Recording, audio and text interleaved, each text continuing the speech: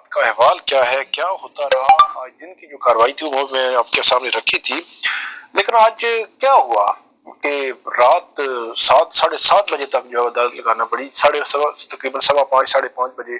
جب اذان مغرب بھی ہو جاتی ہے، مغرب کے بعد جو ہے وہ اندھیرا بھی ہو جاتا ہے، اور اندھیرے میں بھی یہ کارروائی میں کوئی کسی سپیریئر کورٹ کی کوئی ڈائریکشن بھی نہیں ہے،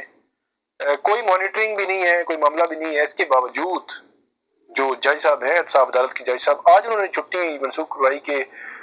جو صحت ان کی ٹھیک نہیں تھی، تو 9 گواہوں پہ جرا جو ہے وہ نمٹا دی گئی، مطلب 13 گواہ بھگت گئے، اور اب لے گئے 12۔ انہوں نے کہا منڈے کو لے گا ان کو بھی آگے کرتے ہیں، اور 12 گواہ اگر ان پہ بیانات ہو جاتے ہیں،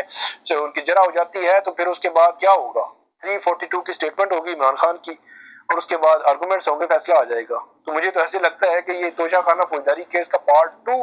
لگ رہا ہے۔ وہاں پہ بھی صبح دوپہر شام چیزیں چل رہی تھیں، اور آخر کار 5 اگست کو فیصلہ آ گیا۔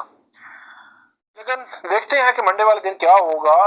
وہ تو تھی سائفر والا معاملہ، اور اس سائفر میں 2 سرکاری گواہوں نے جرا کر دی۔ یہاں پہ جو معاملہ ہے وہ ہے توشہ خانہ کا۔ 5:30 بجے جج صاحب نے سماعت شروع کی، اور 7:30 بجے تک جاری رہی۔ اس میں 3 گواہ انعام اللہ شاہ، سہیب اور تفتیشی افسر، ان تینوں کی جو سٹیٹمنٹس ہیں وہ ریکارڈ ہوئی ہیں آج توشہ خانہ نیب کے کیس میں۔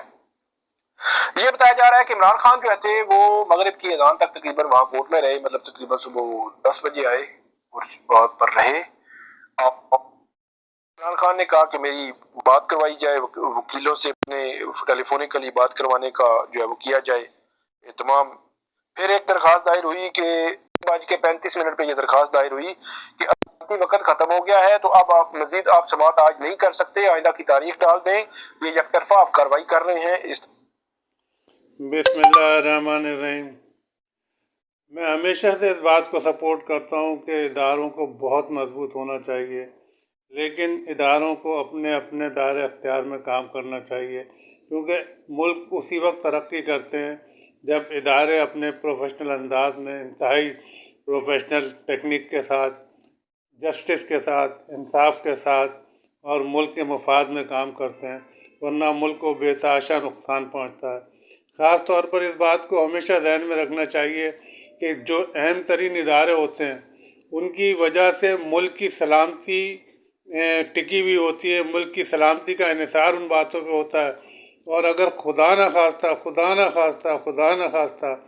ان کے بارے میں لوگوں کی رائے خراب ہو جائے، لوگ ان پہ شک کرنے لگیں، تو کسی ملک کے لیے اس سے زیادہ بڑی بد نصیبی اور کچھ بھی نہیں ہو سکتی، کیونکہ بعض وقت وہ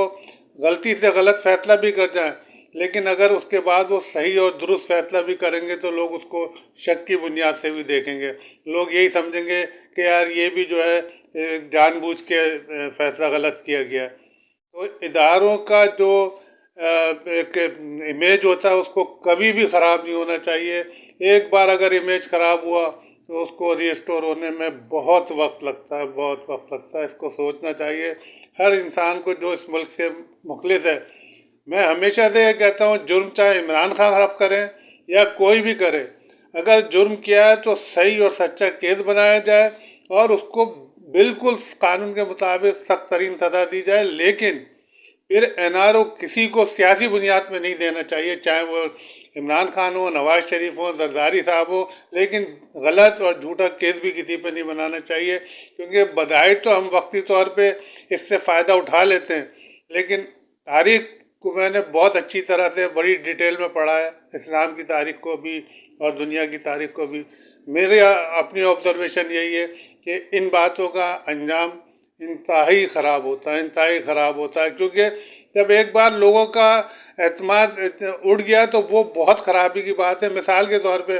آپ کا سگا خون ہوتا ہے، سگا باپ ہوتا ہے، سگا بھائی ہوتا ہے، لیکن اگر آپ کا ایک بار ان پہ سے کسی بھی وجہ سے اعتماد اڑ گیا تو پھر وہ 90% آپ کو سپورٹ کر رہے ہوتے ہیں، 90% آپ کی فلاح کے لیے، آپ کی بہتری کے لیے سوچ رہے ہوتے ہیں، لیکن آپ ان کی باتوں پہ شک کرنے لگتے ہیں، اور یہ شک جو ہے یہ زہر قاتل ہوتا ہے۔ اللہ تعالیٰ ہر سمجھدار آدمی کو اس باتوں کو سمجھنے کی توفیق دے، آمین۔ پاکستان زندہ باد۔